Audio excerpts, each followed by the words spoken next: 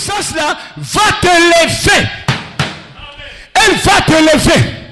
Parce que ce n'est pas un pasteur, un ministre qui placera cette puissance en toi.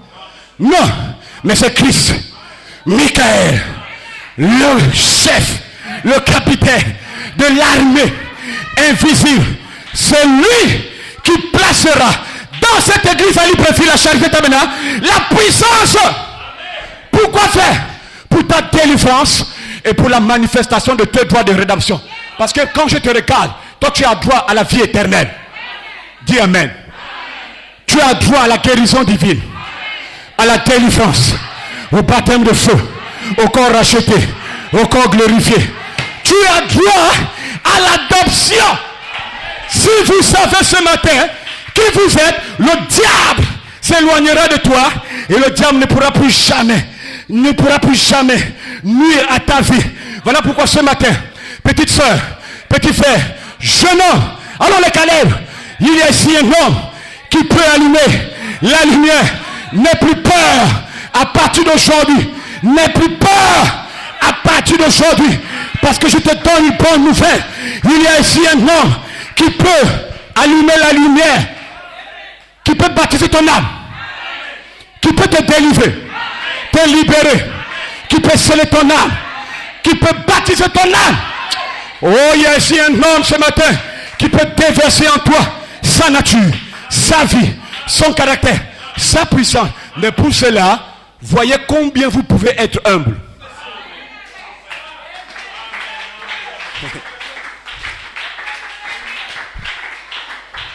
Et une brochure qui voulait arriver, possédant toutes choses, possédant les portes de ses ennemis. Frère Branham dit, Dieu, pour accomplir la promesse qu'il t'a faite, il veut se rassurer. Si réellement tu es sa fille, si tu es son fils. Frère Branham dit, il ne prendra pas la promesse comme ça. Il dit, révérend Caleb, c'est pour toi. Non, il teste, il prouve, il frappe, il casse. Il dit, maintenant regardons la réaction. Si la personne, malgré tout ce que Dieu fait, il revient le soir, Seigneur, je suis ton fils, je ne peux rien faire. À qui d'autre irai-je? C'est toi qui as les paroles de la vie. Frère Branham dit, Dieu prend les promesses là, il met ça en lui.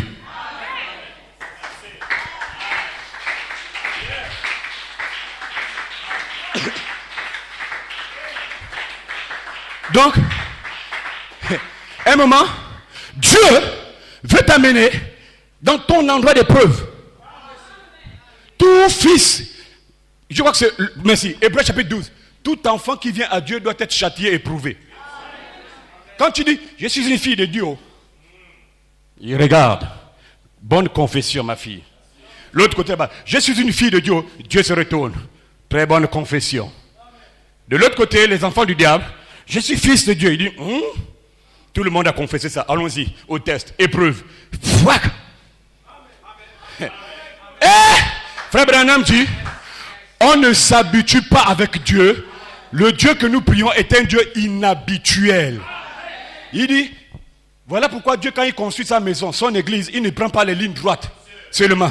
Il dit, la particularité avec Dieu, quand il fait la ligne droite, un moment arrive, il prend le tournant, la virgule. Quand il a pris la virgule, quand vous ne suivez pas ça, vous êtes déjà à côté. Avec Dieu, longtemps on a commencé l'église. Il dit, pasteur, mon fils, prends le fusil de pose ça à l'épaule là. Tire. On a tiré, ça n'allait pas. Il dit, le temps est arrivé pour toi de changer la position du fusil. Mets-toi à l'angle, tire par l'angle. Tu verras les réactions. Mes fils de Dieu vont avoir la douleur, vont pleurer, ils vont revenir. Voilà mes fils. Ils tiennent à la chose. Que Dieu vous bénisse d'abord. Mon fils, ma fille, mon fils, ma fille, le païen, c'est mon fils, la fille, l'église. Dieu dit, tout le monde est maintenant mes enfants. Ça c'est quelle affaire? En réalité, tout le monde, la démonologie, William Branham, tout le monde n'est pas fils de Dieu. Écoutez bien Branham. Tout le monde, frère Chibé, il dit, n'est pas fils de Dieu, mais tout le monde est une créature de Dieu. Il dit, dans la créature de Dieu, il y a une catégorie dans la créature qui devient fils de Dieu. Donc, la partie qu'on appelle fils de Dieu, c'est toi. Voilà pourquoi Dieu va plus s'occuper de toi que celui qui est dehors. Parce que tu es connecté à lui. Hein? Dites bien amen. Pour qu'il déverse l'esprit en toi, tu dois être humble. Voilà la citation. Humilie-toi. Paragraphe 35. Code. Citation. William Branham. Vous savez, les gens désirent la puissance. Dites amen. Ils ne savent vraiment pas ce que c'est la puissance. Ils ne connaissent vraiment pas, amen, ce qui va de pair avec cela. Pour monter, il faut toujours descendre. Si vous voulez la puissance, écoutez le conseil de Dieu. Si tu veux la puissance, si tu veux les vertus, si tu veux le Saint-Esprit, si tu veux la délivrance, un seul conseil, Frère Branham dit, voyez combien vous pouvez vous humilier. Et débarrassez-vous simplement de toutes vos pensées mondaines et humiliez-vous devant Dieu et vous aurez alors plus de puissance que l'homme qui court à travers tout le bâtiment et qui fait beaucoup de bruit. Dites bien amen. En effet, vous avez été capable de vous maîtriser et vous avez pu vous abandonner à Christ. Voyez-vous, en vous humiliant devant lui. C'est cela réellement la puissance. La véritable puissance réside dans l'humilité.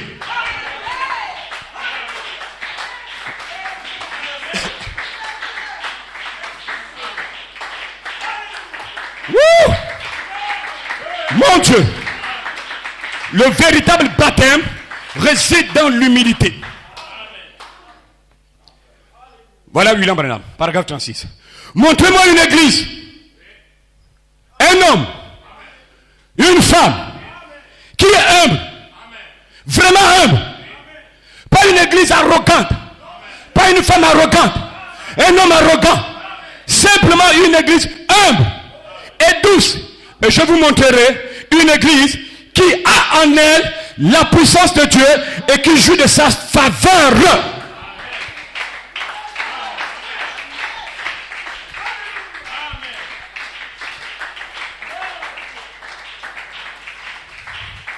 Quand tu vas trouver une telle personne, on appelle ça, ainsi dit le Seigneur venant de Malachie 4. Ainsi dit le Seigneur venant de la Bible. Ainsi dit le Seigneur par prophétie directe. Ainsi dit le Seigneur par dévoilement d'une vie cachée. Parce que le Dieu que je sers, il parle tantôt d'une manière, Job 33, tantôt d'une autre.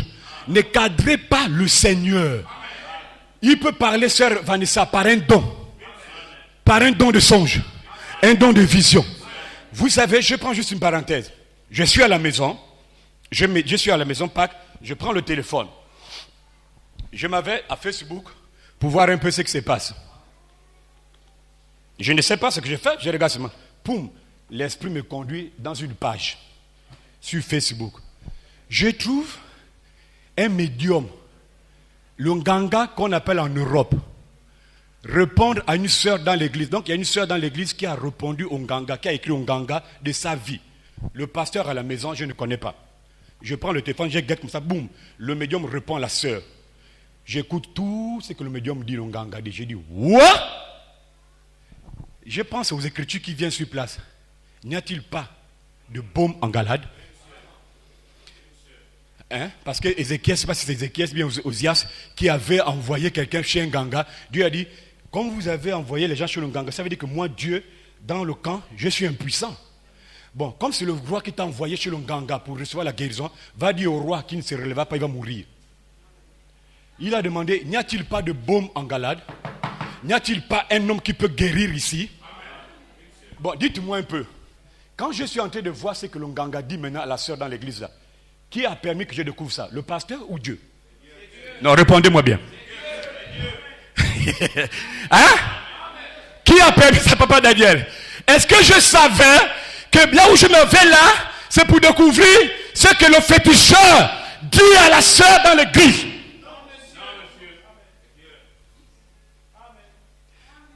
Ce qui a sauvé la sœur, c'est parce que l'onction qu'il y a maintenant là n'était pas encore arrivée. C'est parce que je suis parti après, j'ai vu la personne. C'était avant. Ça remonte. C'est derrière. Mais ce n'est pas grave, ce n'est que partie remise. Si c'était l'onction que Dieu m'a donnée là, on devait régler ça là. J'ai dit, ah Seigneur, bon c'est pas grave, Dieu est Dieu. Mon Dieu! Pourquoi je prends l'exemple de la frère Belle? C'est pour te montrer que Dieu parle tantôt d'une manière, tantôt d'une autre. Beaucoup me connaissent ici, là. Ce qui se passe là, même moi-même, je ne me connais plus. J'ai dit pour ceux qui me connaissent. La manière que je prêche, je n'ai jamais été prêchant comme ça. Même le français me dépasse.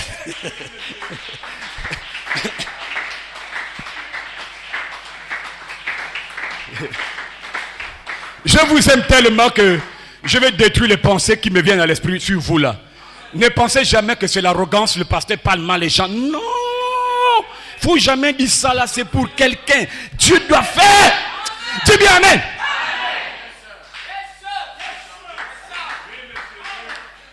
Dites-moi à quoi Dieu t'a appelé à faire.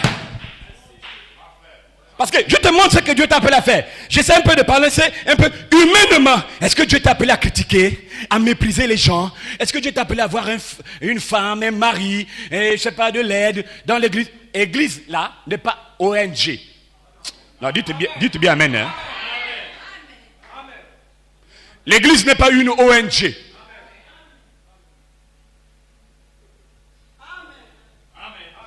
ONG Charité Tabernacle. Comme ça, l'État amène don et puis on prend, vient partager à chacun. C'est pas ONG. Dis bien amen. L'église, c'est l'église du Dieu vivant. C'est un lieu d'enseignement, un lieu de correction. On peut, en tant que famille, venir en aide à la sœur, aux frères, parce que nous sommes famille, mais nous ne sommes pas une ONG.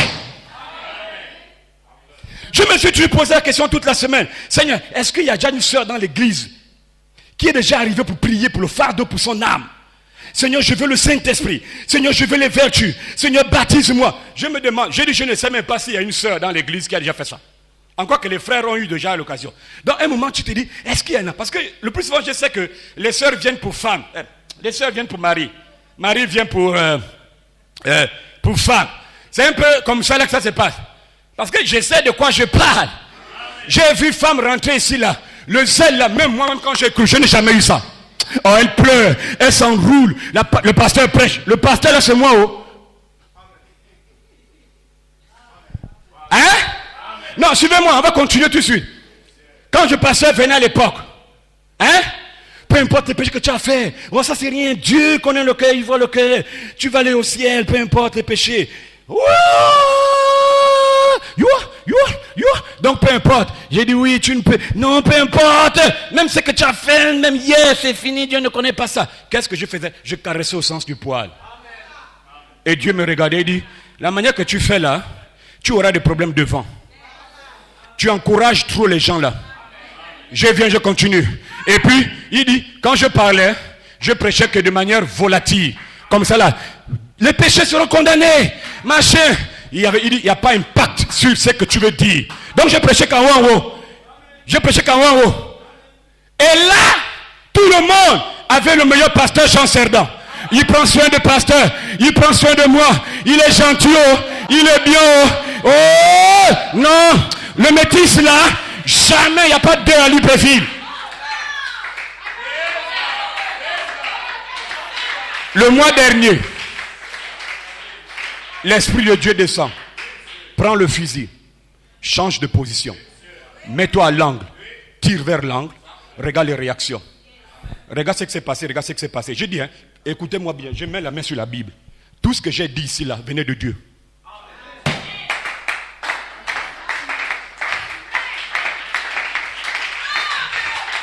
Si quelqu'un vous fait quelqu'un pour autre chose, faites attention. Ne le croyez pas. Doucement. J'ai parlé avec les frères hier. J'ai dit aux frères, Frère Branham dit dans la série sur Hébreu, quand une personne dit un mensonge, commet un péché, fait quelque chose de grave, et qu'il y a un groupe de gens qui soutiennent la personne là, la même malédiction tombera sur les gens là. N'oublie pas ça. Écoutez, je reprends. Il dit, la sanction qui va tomber sur la personne qui est à l'origine là, va tomber sur l'autre. Vous ne savez pas, l'autre vous attire à l'abattoir. Toi, tu suis. Frère Branham, c'est ce que le bouc fait. Le bouc, On met la brebis derrière, le bouc est devant, il y a la lame devant qui va couper le cou.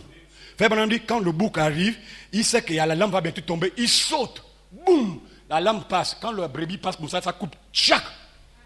Voilà le rôle du bouc. Et hey. Oh, on est où là? On n'a pas encore fini de prêcher.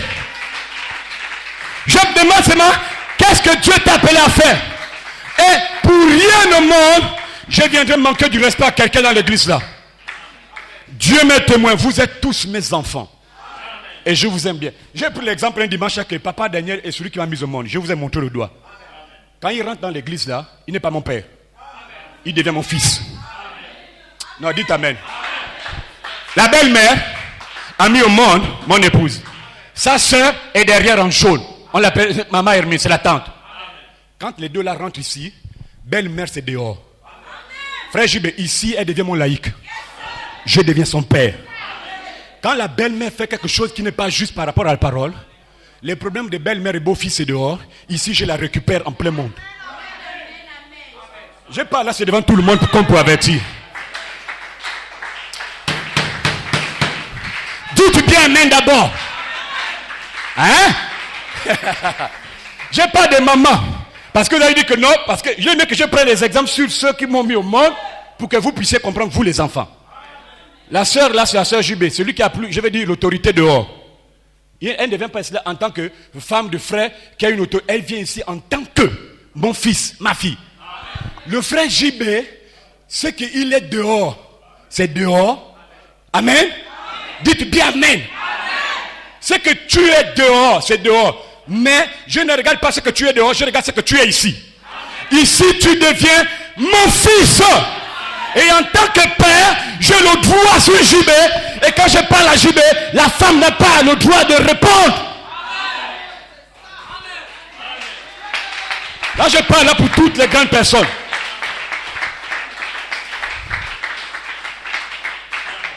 Je ne parle, je ne cache pas.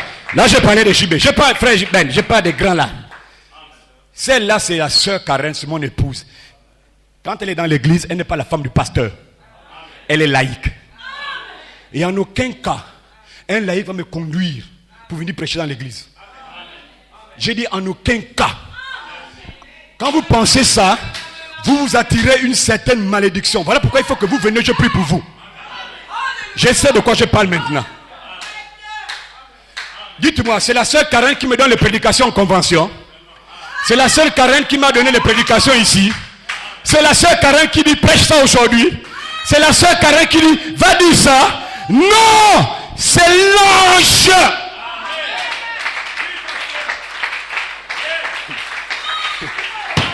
Et quand vous agissez comme ça, vous faites de Dieu un menteur. Je prends le ciel à témoin. Je ne répondrai pas pour ce qui va vous arriver. Tout prédicateur qui vient ici, là, il ne prêche pas parce que quelqu'un leur dit. Quand quelqu'un vient, il prêche une chose qui touche ton cœur, ce n'est pas parce que sa femme, bien quelqu'un lui aurait dit. C'est Dieu. Donc le réveil là, c'est pour t'amener à supporter le châtiment et sortir.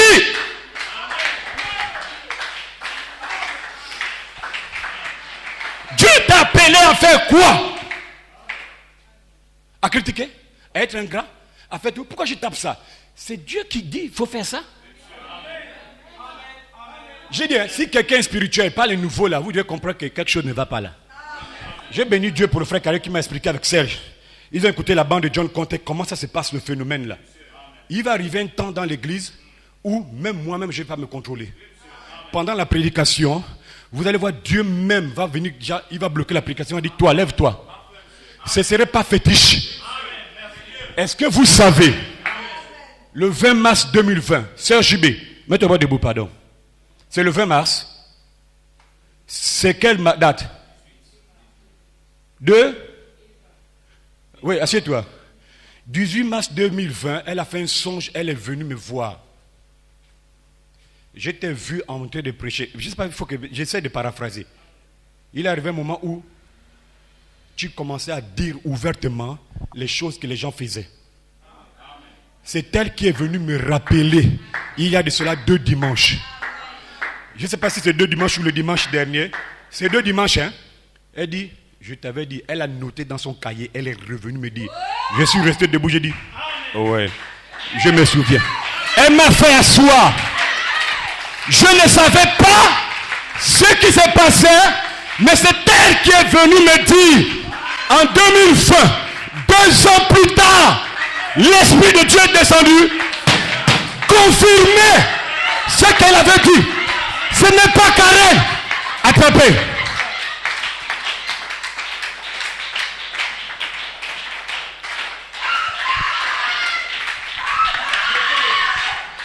Bloquez l'ordinateur là.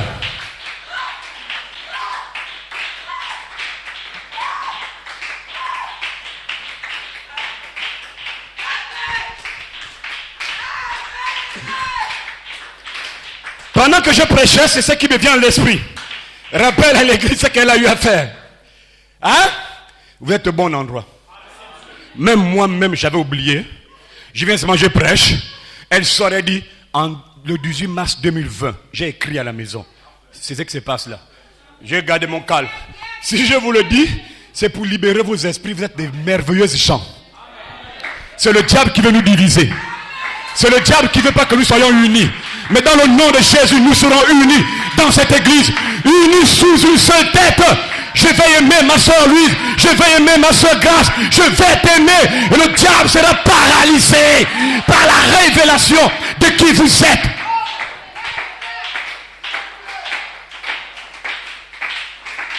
L'ingratitude sera brisée. L'avarisme sera brisé. Pingre, je ne connais pas comment on dit pingre. Pingre sera brisé. Parce qu'il cherche les mots pour dire. Tout ça, ça sera brisé. Hein? Jésus a dit, parce que j'ai vu un moment un esprit avant. Vous savez pourquoi je dis avant? Parce que dans la saison là, l'esprit ne peut pas demeurer là. S'il résiste, il sera dépouillé. Je ramène ça au passé. Avant, les sœurs avaient du mal à partager. Elles veulent seulement que ce soit tel, que ce soit tel, ce soit tel, ce soit tel. Tu donnes quand l'autre? Tu donnes quand à l'autre?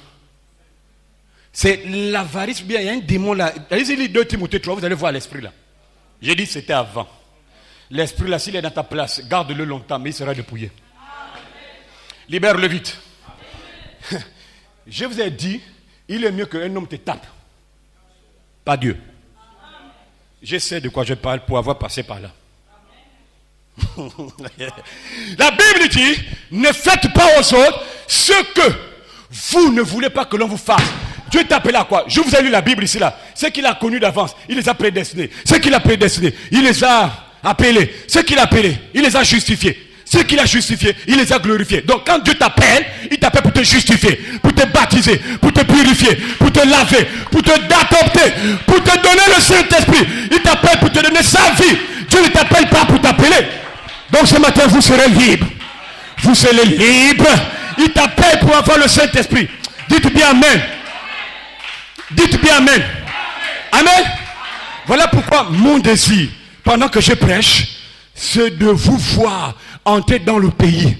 Mon désir, c'est de voir ceux que je prêche entrer et traverser dans le pays. Dites bien Amen.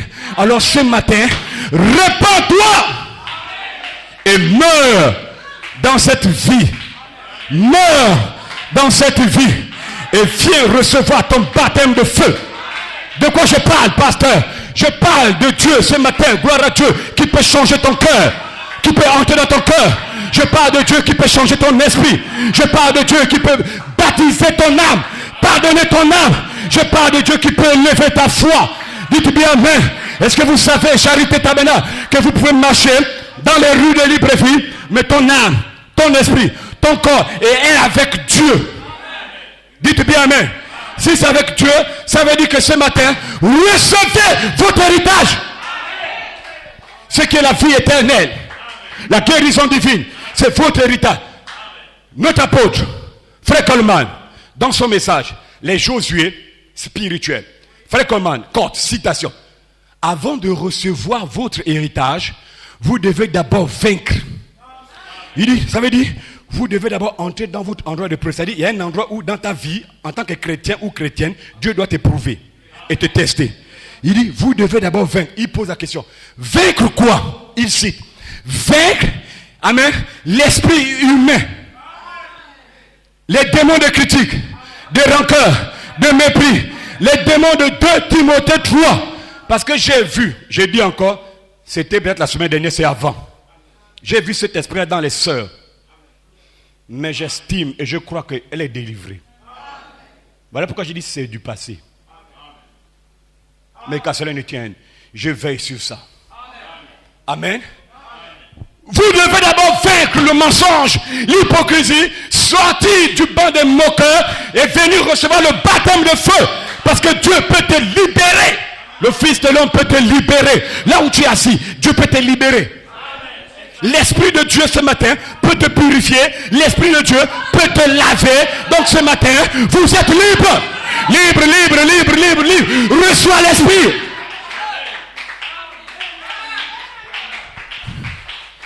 Comme Branham pouvait le dire, je me sens religieux.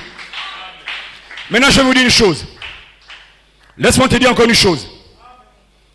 Écoutez-moi attentivement, vous allez comprendre pourquoi je m'acharne sur cela. Écoutez-moi bien. Dieu ne te tient pas responsable de tes erreurs. Dites Amen. Je reprends. Dieu ne te tient pas, ou bien Dieu ne vous tient pas responsable de vos erreurs. Mais Dieu vous tient responsable de vos péchés volontaires. Des péchés que vous avez commis expressément. Voilà où Dieu condamne. Voilà pourquoi je parle comme ça, pour que de telles choses ne vous arrivent plus. Que volontairement vous commettez des fautes. La Bible dit, Hébreux chapitre 10 verset 26, celui qui pêche volontairement après avoir reçu la connaissance de la vérité, écoutez bien, il n'y a plus de sacrifice pour lui. En d'autres termes, il n'y a plus de pardon pour telle personne. Il n'y a plus de miséricorde. Il n'y a plus de pardon. On ne doit même plus prier pour une telle personne. Ça n'est terminé pour elle. Faites très, très, très attention.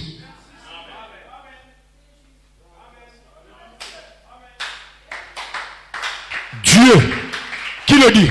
Malachie 4. Parce que humainement, la série sur l'adoption va même plus loin.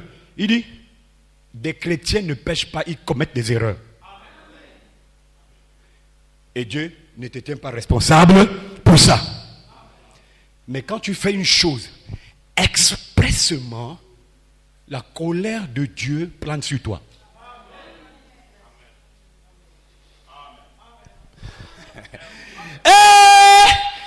Un homme, frère Caleb, peut faire des erreurs, mais s'il est appelé divinement par Dieu et que Dieu est dans son cœur, il va se relever en confessant ce péché. Voilà ce que Dieu exige. Hein? Il va se relever en confessant ses péchés. Maintenant, écoutez bien. Dans l'église locale, j'ai un point ici là que j'ai voulu noter. Que Dieu vous bénisse d'abord. Amen. Dans une église locale, c'est même là. J'ai cherché le passage.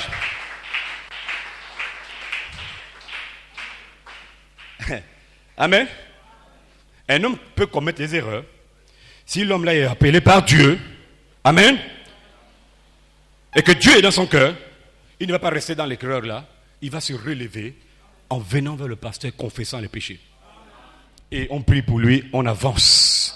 Voilà pourquoi il est dit, lève-toi et sois éclairé, car ta lumière est arrivée. Donne gloire à Dieu, réjouis-toi, parce que ton temps de délivrance est arrivé. Ne pensez jamais que chaque fois que vous viendrez, c'est là je viens pour vous dénigrer ou bien pour mal vous parler. Non, mon but c'est de vous réconcilier à Dieu. Et vous allez me remercier tôt ou tard. Ça là, voilà pourquoi je ne m'en prends pas à vous. Je sais que c'est le diable qui met de telles pensées. Amen. Je sais que c'est le diable qui met de telles pensées en vous. Dans l'église locale, Je bénis Dieu parce que je le crois de tout mon cœur qu'il y a plusieurs prédicateurs ici. Dites Amen d'abord. Non, il n'y a que Arnold qui a dit Amen. Dites bien Amen. Qui ont des dons authentiques. J'ai dit des dons authentiques. Voilà pourquoi il prêche là.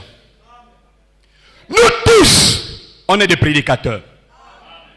Mais dans l'église locale, il n'y a qu'une seule autorité.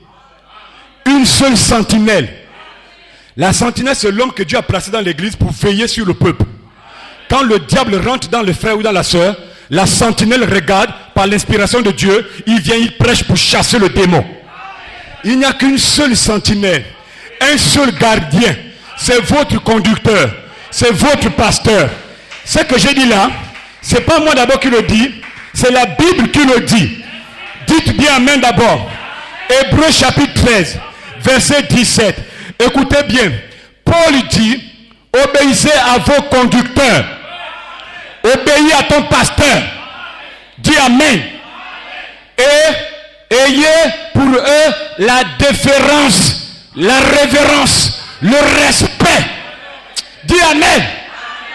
Car il veille sur vos âmes. Qui veille sur ton âme?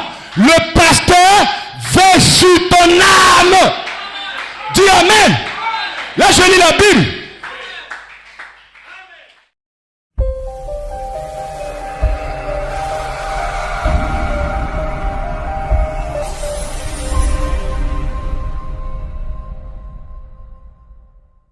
Il rendra compte à Dieu. C'est pas les autres prédicateurs. Le pasteur rendra compte à Dieu de ce que j'ai prêché ici concernant la parole.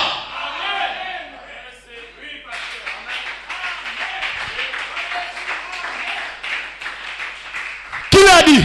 C'est pas Branham. Qui l'a dit? Paul. Dans l'église là, il n'y a qu'un seul. Écoutez-le. Écoutez-le veut dire tais-toi, soumets-toi. Oh!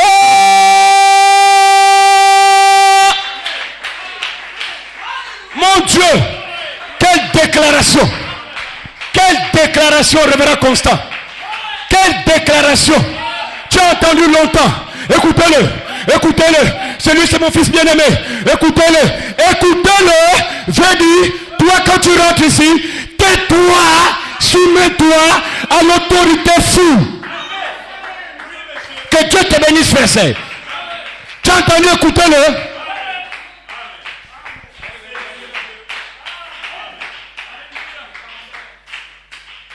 Oh, on acclame pour le Seigneur.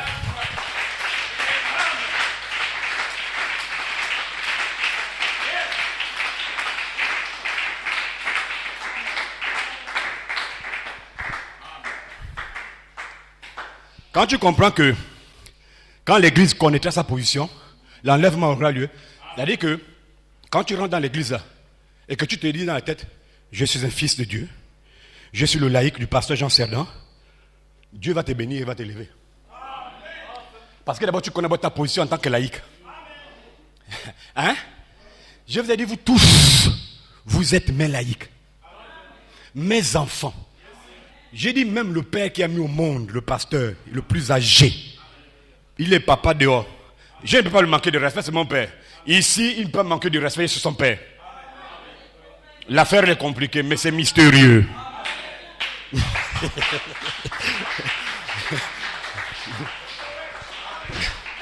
Vous savez ce qui est vraiment trop fort dedans? Dans le naturel, il me donne la vie, mais dans le spirituel, il donne quelque chose de plus grand que dans le naturel. La vie éternelle. Il m'a donné la vie naturelle. Moi, je lui donne la vie éternelle. Ça veut dire que même lui-même, il doit me remercier. Beaucoup. Comme je le remercie de m'avoir donné la vie. Parce que si, comme dit toujours ma soeur, si ma mère avait avorté mon mari, tu ne devais pas l'épouser. Et je suis là. On bénit Dieu. Si ma belle-mère avait chassé celle-là, on ne l'aurait pas épousée. Dans un moment, tu remercies Dieu de ce que la belle-mère a gardé ma côte. Hein? Que Dieu vous bénisse richement. Le diable est tellement mauvais que pour un moyen rien facilement t'introduire une mauvaise pensée. Voilà pourquoi, ici, quand je prêche à une sœur, ce n'est pas la femme d'un prédicateur. Je ne m'adresse pas à la femme d'un prédicateur, je m'adresse à mon laïc. Dites bien Amen. Comme j'ai pris les exemples de le père et de la mère, je ne m'adresse pas à eux, je m'adresse à eux. Si déjà tu estimes que je suis ton père spirituel, quand tu rentres ici, c'est moi le père. Est-ce qu'un père va demander à boire l'autre machin? Non. Même si c'est devant les gens à la rue, je te réprimande, je te réprimande. Tu veux me manquer du respect, c'est toi-même qui répondras avec ça avec Dieu. Que Dieu vous bénisse richement d'abord.